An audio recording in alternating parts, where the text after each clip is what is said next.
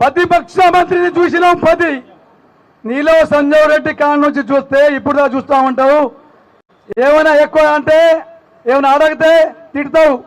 నువ్వు అన్ని పని బాగా చేస్తావు. కేసీఆర్ చేసినా కన్నా ఎక్కువ చేస్తా అన్నావు.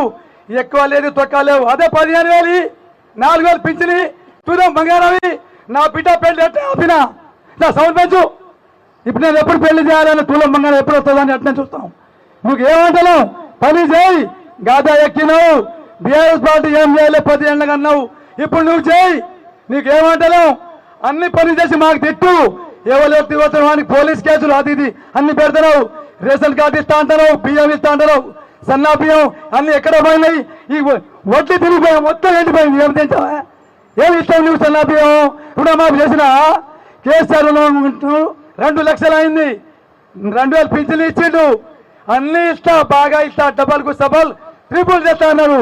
మా పాలకొడితే మా దయాన ఉంటే ఇవాళ మా పొలం ఎండిపోయే కాదు. ఎక్కడో అమెరికా పోల్లో వచ్చింది. ఆ చంద్రుడు సింహన వచ్చి చూసిపోతుంది. కాలం ఇక్కడ ఎండిపోయింది. ఉండా నీళ్ళు రిజర్వాయర్ ఖతమైంది. మా దయాన కష్టపడి 10 ఏళ్ళు మా రైతులు కాపాడుకున్నాడు.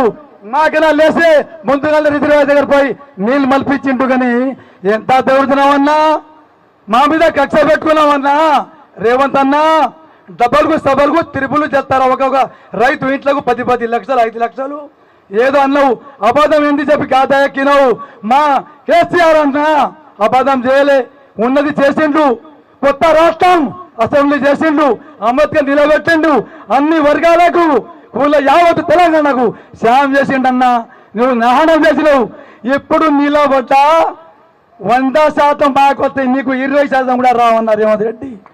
తెలుగుదేశంలో వచ్చి వచ్చి వచ్చి బాధపడి ఈ కాంగ్రెస్ పార్టీలో పోతున్నా మంచిగా ఉంటుందని నువ్వు నహారం చేసినావు. రైతులకు మళ్ళా నువ్వు రావు. నీ గతి అంతే కానీ ఉండా పని చేయి. ఏమన్నా ఉంటే పోలీసులకు పంపిస్తావు. ఆ తండ్రి కార్యకర్తలు కొట్టరా వాంతిట్ట.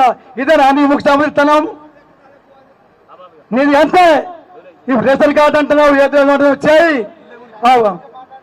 మన జై పెదల్ పులి తిరుగుల పులి ఆయన మళ్ళా కేసీఆర్ వచ్చినాకనే అవుతుంది నీ పని సెలవు. అంతే ఇక నీ పని కథం.